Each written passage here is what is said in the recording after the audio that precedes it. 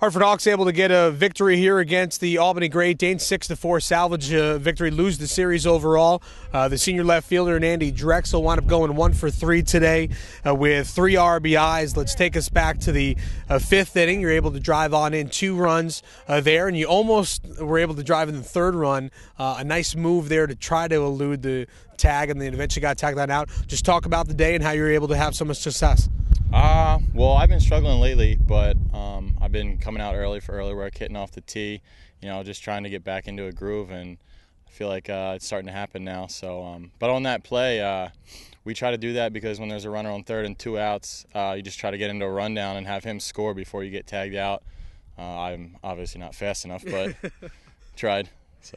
You guys were able to do a good job. You guys wound up dropping 2 one-run ball games yesterday, and then all of a sudden you come back here. You guys played some good baseball, good solid defense, good hitting, good pitching all around. It's kind of hard to do it, just less than 24 hours away. But how were you guys able as a team to kind of shake that off and say, hey, let's get a victory today? Well, the whole weekend, actually, our pitching staff did a great job. Even though we had a bunch of walks, they were able to battle out of it. I don't know what they gave up, 4 runs yesterday, 5 runs yesterday, and only 3 today.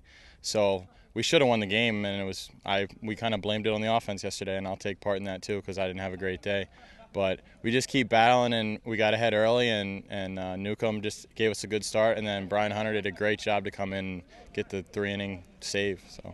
I keep saying on the broadcast I need to find out the name of your song. I like it. What's the name of the song, and how do people get it? I actually heard it. Chris Succi just sent me a remix of some random song, I don't know, and it was just randomly in there. It's called I'm a Playa by Tech 9. I think it's some California group out there, but good song.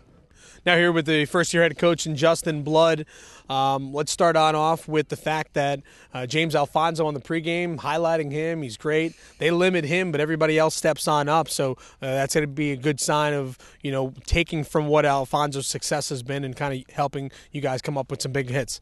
Yeah, when we have a guy who's been really consistent not have a good day at the plate, you're going to need some other people to step up. And we did have a few guys today that stepped up and helped us get the win. All around, you guys played a fantastic game, but one thing that you guys shot yourself in the foot were 5 pickoffs throughout the entire series, and that's just a lack of focus. Got to drive you crazy. What are you telling these guys in the dugout to make sure that they don't get picked off? Well, you can only tell people so many times, so many things. Eventually they have to help themselves, and that's something that we talk about as a team a lot. There's a lot of things that we do on a daily basis that if we helped ourselves a little more, like Trey, we've got a squeeze, we're trying to extend our lead, and we just flat out don't execute the play. Those are just little mental lapses. We know what we're supposed to do, but we're still having those lapses and not executing, not getting it done when we need to. We could be a pretty good team. We could win a lot of games in this conference if we get out of our own way. Sean Newcomb didn't have his best stuff here today. He handed out 9 free passes, but it seemed like even though he wasn't doing his best, he would get himself out of a jam. Just how do you grow as a pitcher where you're making mistakes, but then you get yourself out of it? It obviously has to be a good learning experience. Sean was really out of sync physically today. There's some guys that fall in and out of sync mentally, others that do both. But luckily, Sean is usually just the physical side. And as he gets older, he's not going to go 3-0 on a guy. He's going to go 1-0, 2-0, make the adjustment, get back in the zone.